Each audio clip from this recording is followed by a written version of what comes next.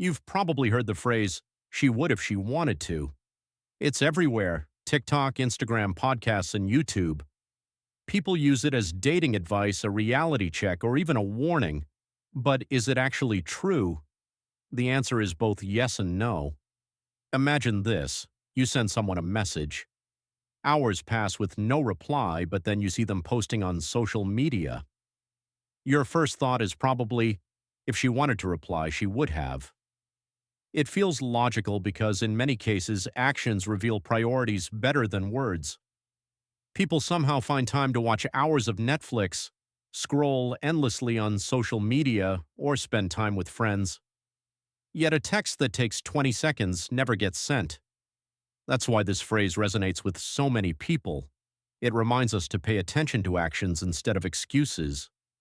But here's where the internet often gets it wrong. The phrase has become so absolute that people forget life isn't black and white.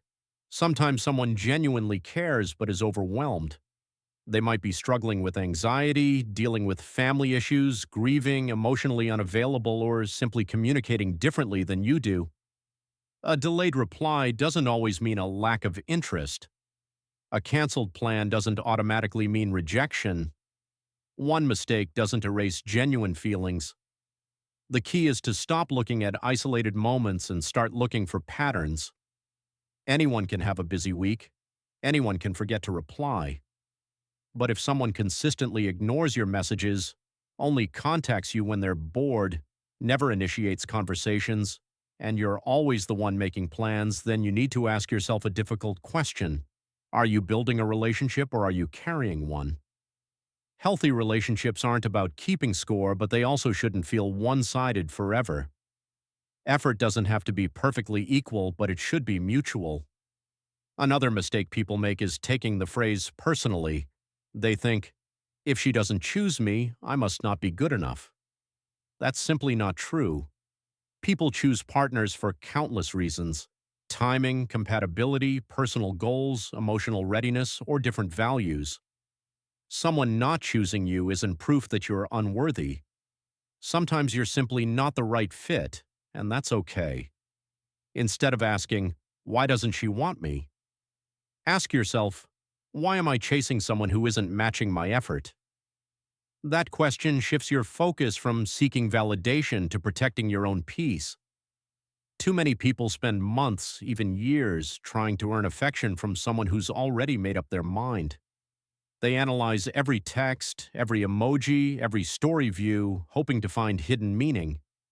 Love isn't supposed to feel like solving a mystery. This idea doesn't only apply to dating. Think about your friendships. Who starts every conversation? Who always organizes the meetups? Who checks in when life gets difficult? Real relationships, romantic or otherwise, are built on mutual investment, not one person doing all the work. Now here's something people rarely consider. Maybe the phrase applies to you too. Think about all the promises you've made yourself: going to the gym, learning a new skill, applying for a better job, starting a business. If those goals never become actions, your habits are revealing your real priorities. Our actions speak louder than our intentions. So what's the takeaway? Don't become cynical. Don't assume everyone who disappoints you never cared. But don't ignore consistent behavior just because you're attached to who you hope they'll become. Believe patterns, not isolated moments. Relationships shouldn't require constant convincing. Respect shouldn't require begging. Affection shouldn't require chasing. The right people won't be perfect, but they'll make their effort visible. At its core, she would if she wanted to isn't really about her. It's about recognizing reality. It's about understanding that consistent effort is one of the clearest forms of communication.